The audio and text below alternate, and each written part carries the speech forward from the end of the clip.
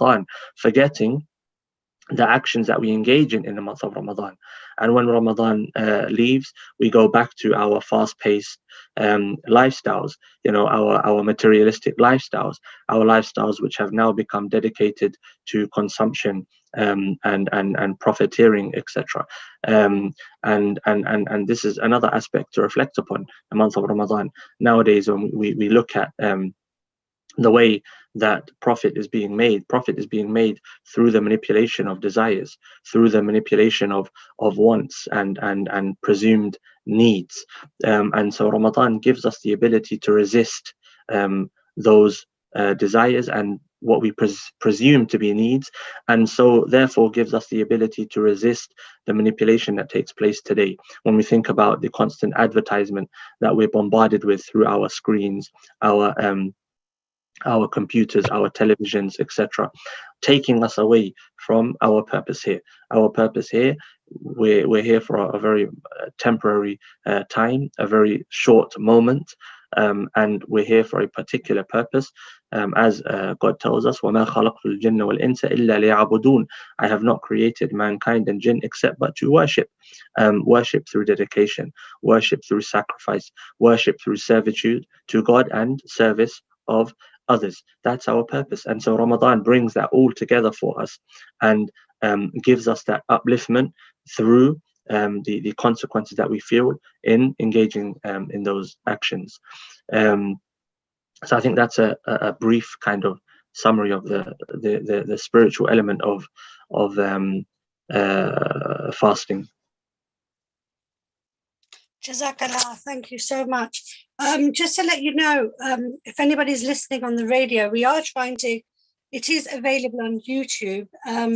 I'm going to try and post the link of YouTube. So I'm going to do that now. But Jazakallah, Imam Ashraf, for the reminder about our purpose and about why we fast and how we remember others. And I always say to my children when they struggle, the older children, because little children don't fast, I always say, remember those people who don't have anything, or who aren't going to have anything when they break their fast. And it's really nice to be able to be in solidarity with them.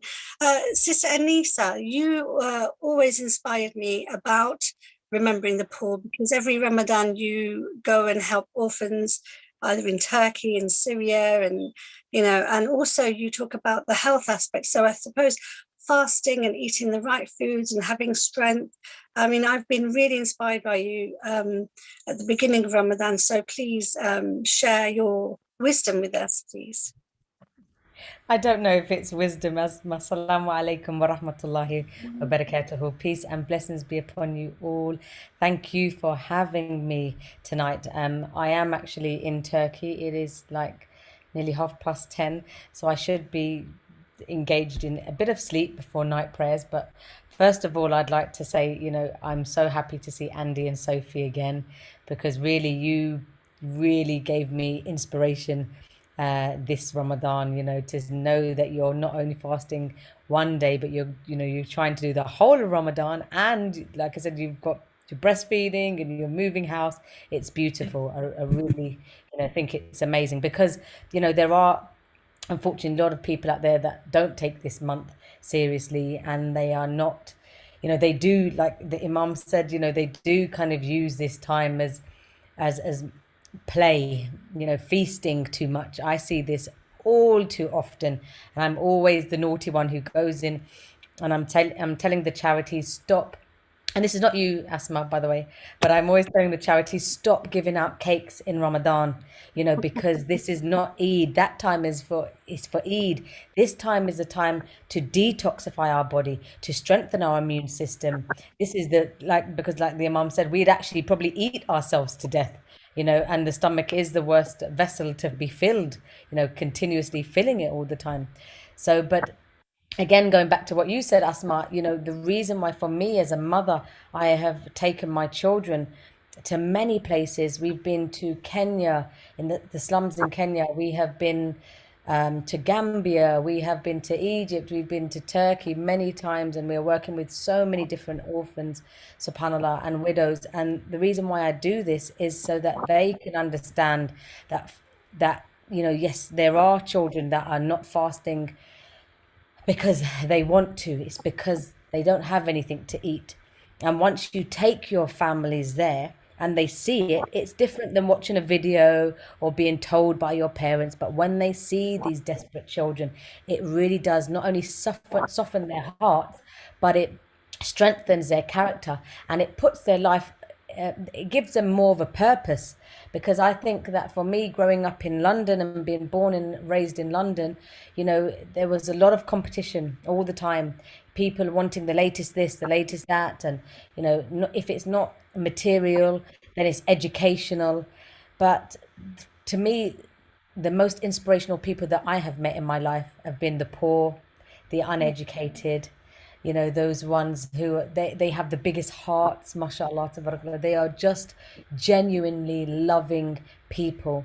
And I have been really blessed to have done that. And I'm on the ground right now. I've just spent some of my Ramadan with a beautiful, beautiful family of orphans and refugees. And there's nothing like it, honestly. So if I can give some sort of wisdom, it would be, Well, go ahead, Asma. yeah, Jazakallah khair. But I was just going to make a confession. We dropped off some iftar to Andy and Sophie, and we did have a samosa in there. So and we were laughing. We did actually think of you. That don't tell us, Anisa, we've done samosa. That is only about our second or third samosa for the whole of Ramadan. Yeah. So do you know the seriousness of of it? And I don't mean to be kind of this gloom, and I've been known, to be, I've been known, oh my God, quickly, Anissa's coming, hide the fizzy drinks, Anissa's coming, hide this. No, I'm thinking about Eid, and I'm thinking, yes. We understand, is it? Absolutely, and it's inspiring. It really has helped us with our getting the most of Ramadan. That's what we want, isn't it? So Auntie and Sophie, I mean, what we again, we met Anisa. That was all chance. Everything just fit into place, wasn't it? Because you were doing that Zoom call and Andy and Sophie joined, and it was all meant to be. So tell us a bit about you. I mean, we are in total admiration of you to do this, because we've grown up with it. So anybody who does it, just, and especially reverts as well. So we're in solidarity with you. Andy, tell us, and Sophie, tell us about your journey and how it's been. I mean, Sophie mentioned about Ramadan. And obviously, we've known you and Sam for a while now, and just sort of getting really inspired about finding out a little bit more about Ramadan. I think my first real memory of Ramadan was about 8 or 9 years ago when I was on a training course, and I remember that one of the guys that I was there with, Jabez, was observing Ramadan, and I hadn't really taken the time at the time to find out more about it. And so when Sophie was talking about looking to observe Ramadan, I just thought that'd be a really good idea as well. I thought I was going to do it by myself. I didn't think he was going to join in at all. Yeah. Sophie who instigated it all, yes. Yeah, and so it's been fascinating kind of getting to understand a little bit more about the celebration of Ramadan. And I've been talking about it because I run training courses and I've been speaking about being and taking part in Ramadan because I've been obviously many Muslims that I've been on the courses. And one of them yesterday was talking about the fact that she felt inspired about the fact that I was looking at the sort of strength of doing Ramadan, whereas she's always done Ramadan because of fear. And I found that really interesting as well, just kind of the different people's expectations of Ramadan and kind of coming into that, and also noticing my own patterns. I do a lot of work around the unconscious and conscious mind, like how much unconscious eating I've been doing. Normally if I'm preparing the kids' food, I might nibble and have a spoon of this and a spoon of that and finish this food off. And in Ramadan, that's just not happened. I've been much more aware of because it's stopped. I've just not eaten between Fajr and Iftar at the end. I just not had the food then. And so it's been so interesting watching my own patterns, apart from the getting hangry around 6:30 onwards part. That's been not quite so enjoyable. Yeah. I would say that it was spiritually the bit that has made me feel happiest and contented, and listening to the Imam talking about sweetness in the heart and softening the heart that Anisa mentions. Definitely had moments where I've just seen so much beauty and the serendipity of things. You know, I just got locked out the house earlier after walking our dog, and Asma and Solly rock up with iftar food. If I hadn't got locked out, I wouldn't have been there just at that moment waiting. It was Amazing. Yeah, there's a lot of that been going on. A lot of things just falling into place perfectly. And I'm sure it's to do with the whole of this Ramadan. I definitely would want to do it again next year, and the year after, and the year after. They're not moving house and doing Ramadan. Yeah, and thank you to everybody at the centre in Lewisham for making me feel so welcome. It's my first ever visit to a mosque. Just walking in there and going, oh wow, okay, I understand why the lines are on the carpet, and getting to just follow the repetition of the prayer and I may not understand the words, but I got the sense of the energy. So. Yeah, it is beautiful. And you know, Andy, the next day when Sam went back to the mosque, everybody was asking about you. Lovely. So we're going to have to wrap up now because it's nearly time to eat and drink. So we are going to leave you with Shaykh Ismail from Al-Emaan Center. He studied at the very famous and esteemed Al-Azhar University. Shaykh Ismail will do a dua. Now, I don't know if Imam Ashraf wants to quickly say what the translation of the dua is, or maybe Shaykh Ismail can tell us, and then he will do the dua in Arabic. And they say that, you know, between you and God is a thin veil. So between you and Allah, you can make dua, which is like you can ask for things. You know, He's literally near you. So of a fasting person. So when a person, you can see why I'm not a scholar and a person who does, you know, so basically, so when you are very close to God, so you can ask. When you're fasting, there's only a thin veil between you and God, so you can ask for anything. So this is what the dua is about. So please join us and pray and reflect and ask for anything you want. So Shaykh Ismail, please, and thank you to everyone who joined us. Sorry for the technical difficulties, and have a blessed rest of the month and the last 10 days, which are very, very special. Assalamu alaikum. Alaikum assalam wa barakatuh. Assalamu alaikum wa rahmatullahi wa barakatuh. All praises for Allah, the most gracious and the most merciful, and may peace, mercy, blessing be upon his last messenger, his family, companions, and everyone following on his footsteps till the day to proceed. Thank you for having me tonight. May Allah subhanahu wa ta'ala accept all your good deeds and raise your status in heaven, inshallah subhanahu wa ta'ala. Just only one point before we start our dua, that so many people, non-Muslim even, they think that we have to fast Ramadan. No, we don't have to fast Ramadan 100%. Because if you are a pregnant woman, you have excuse to break your fast. If you are a traveler, you have excuse to break your fast. If you are a sick person, you have excuse to break your fast. If there are so many cases, you don't have to fast in Ramadan. If you have excuse, your God, Allah is so much merciful, and Allah subhanahu wa ta'ala gonna forgive you. And if you can make it up, make it up. If you can't make your missing days up, don't make it up. Just feed some poor people. So there is other alternative way not to fast only. So this is the tolerance of Islam. This is how Islam is flexible to everyone who is a Muslim. If you can fast, you can fast. If you can't fast, you can't fast. It's up to you and to your ability. So this is, that's what I wanted to say before we start our dua, inshallah. So we're going to start the dua for 3-4 minutes, and after that, inshallah, we're going to start the adhan. Is that okay? Yes, beautiful. Thank you.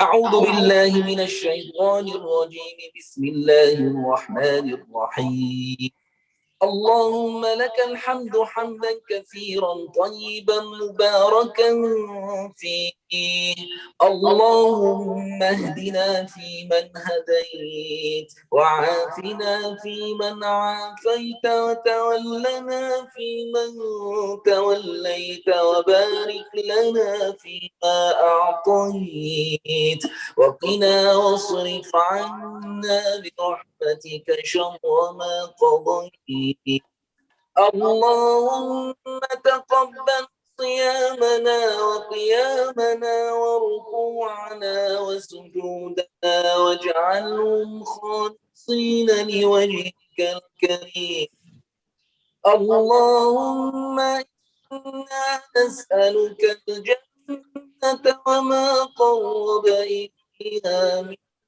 قول أو عمل ونعوذ بك من النار وما قرب إليها من قول أو عمل.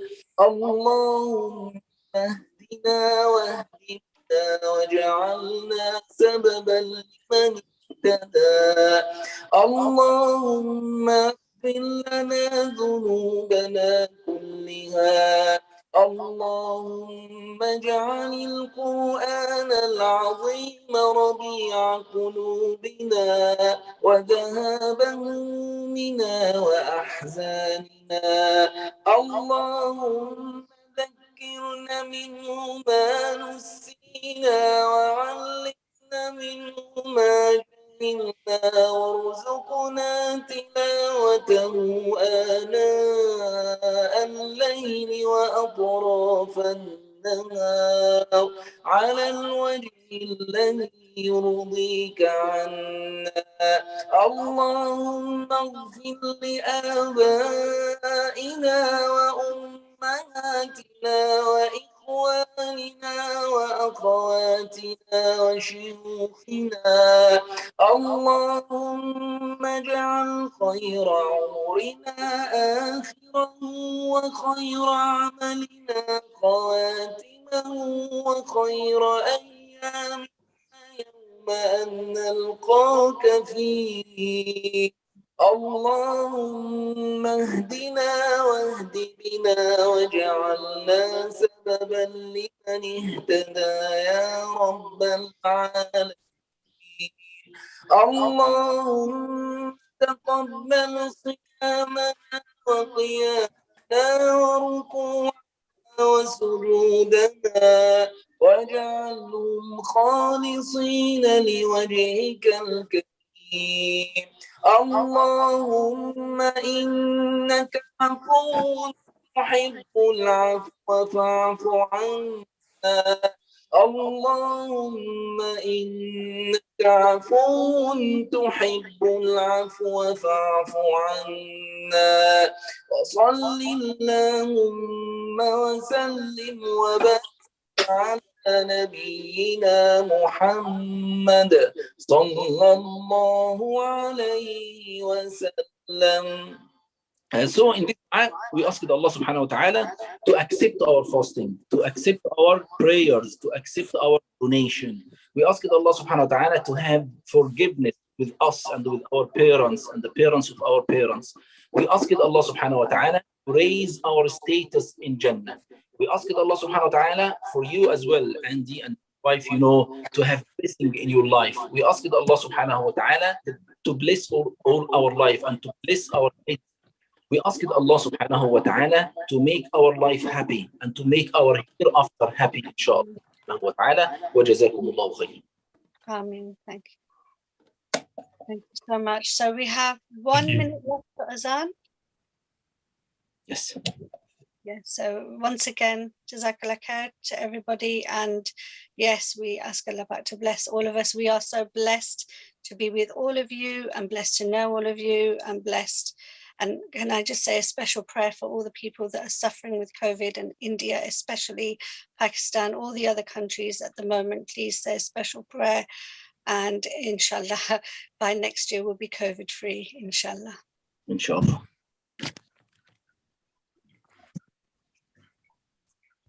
So this has to be very precise, doesn't it, Shaykh? Yes, that's why we're waiting.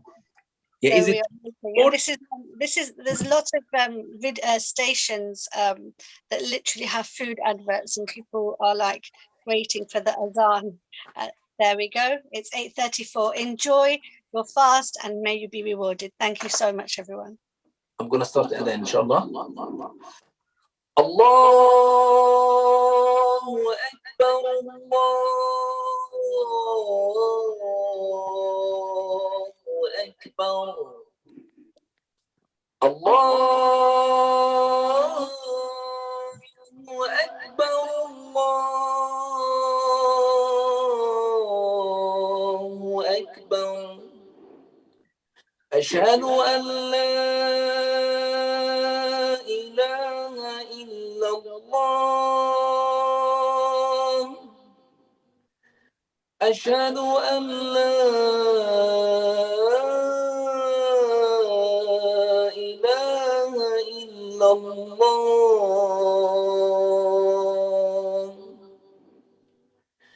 أشهد أن محمدا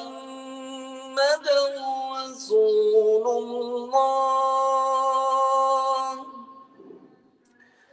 أشهد أن محمدا رسول الله حي على الصلاة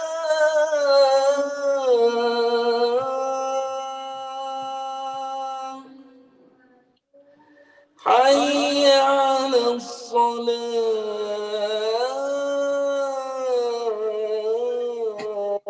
الصلاة حي على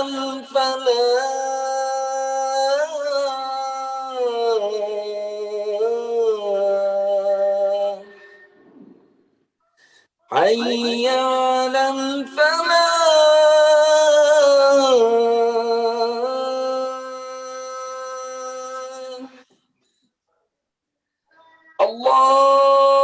الله أكبر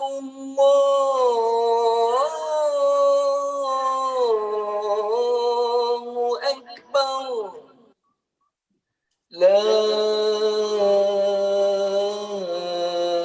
إله إلا الله